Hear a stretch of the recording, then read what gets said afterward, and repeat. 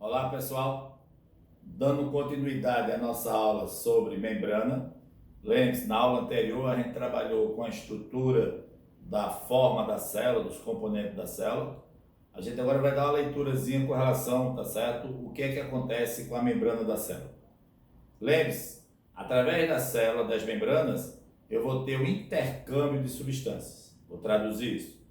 A célula, através da membrana, vai colocar substâncias para dentro e substâncias para fora.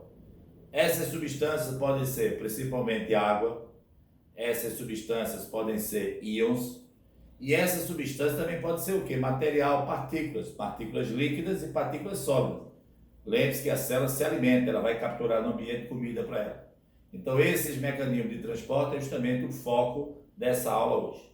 Nesse primeiro momento eu vou fazer uma explanação geral e depois a gente vai, tá certo? Diretamente para os slides, onde vocês vão ter uma visão complementar do que é que vem a ser cada mecanismo, como é que ela acontece, etc.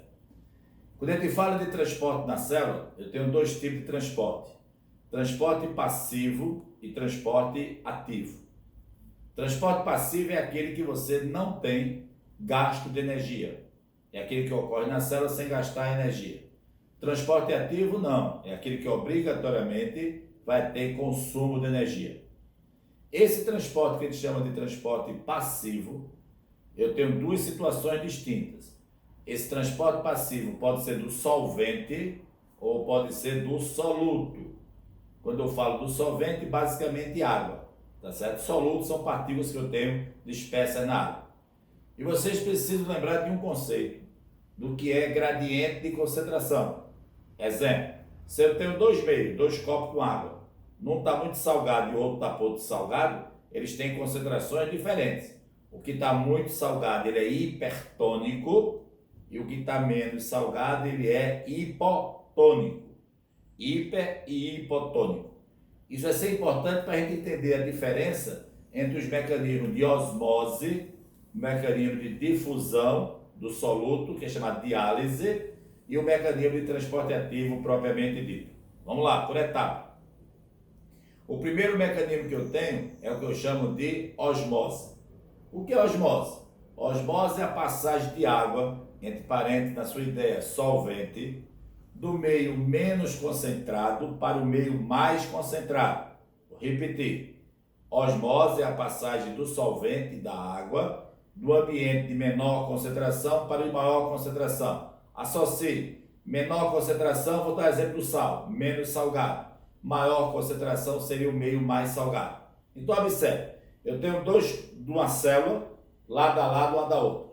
No começo elas têm o mesmo volume, mas elas têm concentrações diferentes. Então, se eu quero igualar as concentrações, a água vai sair do meio que está menos concentrado para o meio mais concentrado. Observe que é lógico.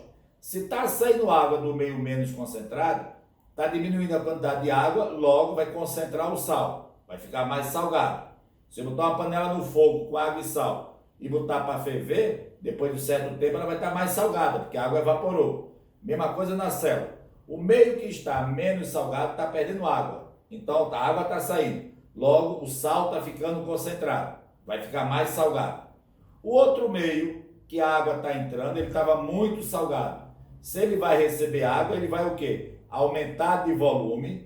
E aquela água que está entrando vai o quê? Diluir aquele ambiente. E no final eu vou tornar ele menos salgado. Então o que é que você observa?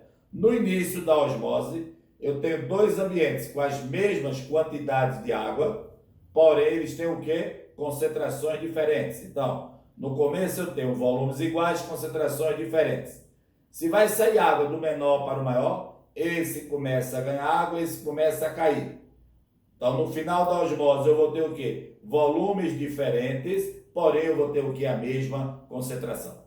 O papel da osmose nada mais é do que igualar as concentrações. Você pode encontrar, tá certo? Que o meio menos concentrado, pouca concentração, meio mais concentração do soluto, tá certo? A água passa do ambiente de menos para mais. Vou melhorar um termo. A água passa a favor do gradiente de concentração, do menor para o maior, perfeito? O normal é do menor para o maior. Quando eu trabalho, tá certo, ainda continuando transporte passivo, A gente vai dar uma geral agora sobre o que é que vem a ser a palavra difusão. Existe uma difusão simples e uma difusão facilitada. O que é difusão? É a passagem do soluto do mais concentrado para o menos concentrado. Exemplo, eu pego o oxigênio do ambiente. Esse oxigênio vai entrar no meu sangue, vai ficar mais concentrado e vai passar para minhas células. Isso é chamado de difusão difusão simples, desculpa. Quando eu tenho difusão facilitada, é quando essa substância mais concentrada, para entrar na menos concentrada, ela vai precisar de ajuda de alguém. Essa ajuda de alguém é uma molécula chamada de permease.